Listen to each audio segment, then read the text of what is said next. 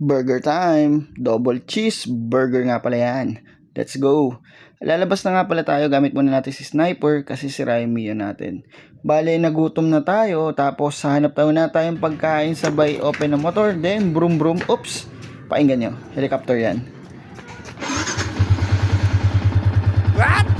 Okay, and yun na nga, aalis na nga tayo at pupunta tayo sa kainan, kapehan. Itratry natin tong Titans Cafe. Wow! Habang na-order tayo, ito, tingnan nyo na rin yung mga menu, baka magustuhan nyo. Masarap dito. At saka, syempre, ang maganda dito, ang ganda ng place.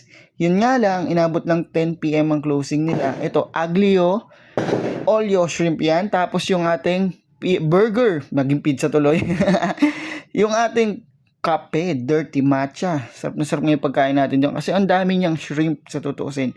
Ulitin ko ulit. Aglio olio. Oh, mayamanin, sir. Yun, no, shrimp, ang sarap. Tapos mamaya kakain tayong potato.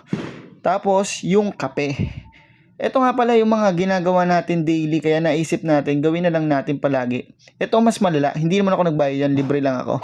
Tapos, yun na nga, inabutan na nga tayo ng ulan. Tapos pag abang-abang natin, uy, salamat nga pala sa Team Scamboys of 3 AM. At saka South Underground, kasi bigla na lang din tayo napatambay dito sa Bermosa, tas lipat sa McDo. Yan na nga, tambay-tambay muna tayo. Then, uwian time na.